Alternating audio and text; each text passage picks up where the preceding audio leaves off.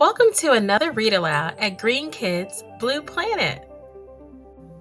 Today we're reading Little Rabbit's Kwanzaa by Donna L. Washington and illustrated by Shane W. Evans.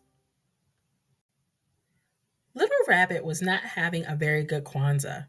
Being the littlest rabbit in the family wasn't easy. He couldn't remember the names of all the days. He wasn't allowed to light the candles. His brothers and sisters made wonderful gifts to share. Little Rabbit was too embarrassed to share his gifts. He hated being the youngest. He was always in the way, and everyone told him he was too little to help. The only part of Kwanzaa that he really loved was the big feast called Karamu. This year, he wasn't even going to have that. Granna Rabbit was sick. She lay in bed all day drinking dandelion tea. Mama Rabbit was so busy taking care of her, she didn't have time to cook. Mama, if Granna Rabbit is sick, who will make the feast of Karamu? Little Rabbit asked his mother.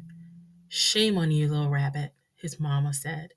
Granny Rabbit is sick, and all you can think about is your stomach. You go outside.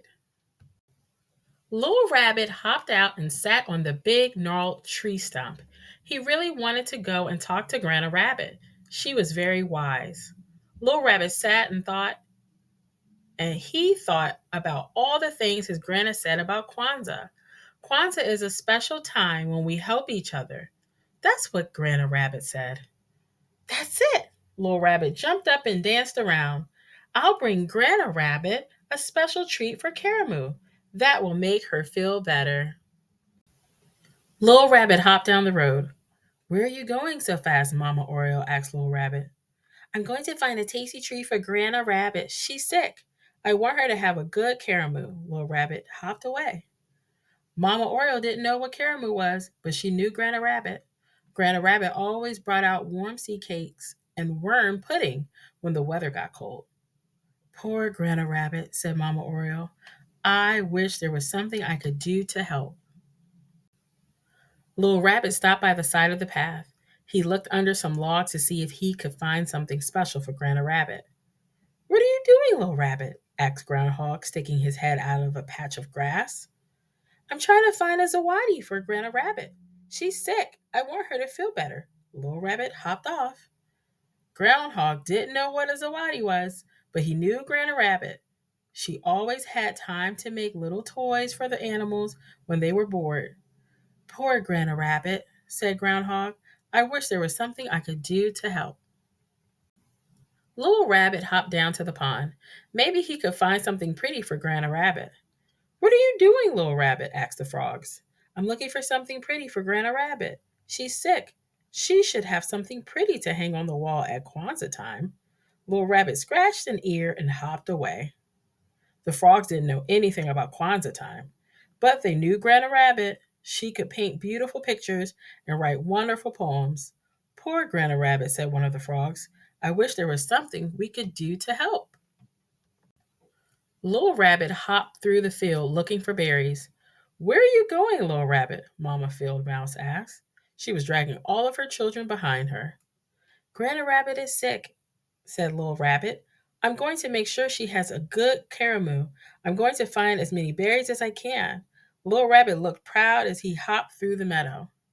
Mama Field Mouse didn't know anything about Karamu, but she knew Granny Rabbit. Granny Rabbit helped out with the children when Mama Field Mouse had to run errands. Poor Granny Rabbit, said Mama Field Mouse. I wish there was something I could do to help. Little Rabbit scampered through the trees. Good morning, Little Rabbit, said Papa Squirrel. Why are you sniffing around the trees? I'm looking for something to give Granny Rabbit. She's sick. I want her to have a good Kwanzaa. Little Rabbit hopped away. Papa Squirrel didn't know anything about Kwanzaa, but he knew Granny Rabbit. She always helped him gather nuts in the fall. She even helped him remember where he hid them. Poor Granny Rabbit, said Papa Squirrel. I wish there was something I could do to help. Little Rabbit spent the whole day trying to find something for Granny Rabbit. He searched as hard as he could, but he didn't find anything at all. He was very sad. I guess I am too little to do anything. As the sun was setting, he hopped slowly home. When he opened the door, he had a big surprise. Everyone was there. Granna Rabbit was sitting in the big chair with a huge smile on her face. The frogs had brought pink flowers from the lily pads. Mama and Papa Spider hung them from the ceiling like lanterns. Mama Oriole was conducting a fine chorus of birds. Groundhog brought little toys and gifts for everyone. Mama Field Mouse had gotten together with Mama Possum and Mama Raccoon to make a delicious feast. The air was full of excitement. Mama Rabbit served the plates, and Little Rabbit ate until he thought he would burst. After that, Papa told funny stories about Brer Rabbit, Anansi the spider, Guinea Fowl, and Mosquito. The stories made everyone laugh. Then Papa Spider plucked on his web strings. Cricket got out his fiddle, and all the animals had a wonderful dance. Granna Rabbit taught everyone a new word, Harambe. She called out as her friends danced. It means let's pull together. We don't need anyone to tell us that, said Papa Squirrel. We already pull together. Everyone laughed and shouted, Harambe, Harambe, Harambe. When the Karamu was over, Little Rabbit sat with his Granna in the big chair. Why are you so sad, Little Rabbit? His Granna asked. Didn't you have a good time? Yes, Little Rabbit said quietly. But I wanted to do something special for you. Granna Rabbit just laughed. You silly rabbit, she said, hugging Little Rabbit tight. If you hadn't gone off looking for Karamu this morning, it never would have found its way here tonight. Little Rabbit frowned. But I'm the only one who didn't have anything to share. His Grandma smiled. You shared your dream, Little Rabbit, and your dream brought all of our friends and neighbors together. That's a big thing. Little Rabbit felt proud. My dream did all that? Yes. I'm not surprised, though, his Grandma said. Why not? Little Rabbit asked. Because I have faith in you. If you have faith, Little Rabbit, there's always hope. I'll try to remember that, said Little Rabbit, yawning. By the way, said Granna Rabbit, snuggling him close, this was the best Karamu ever.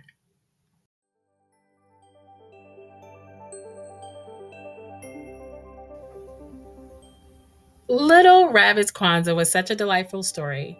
Please get a copy.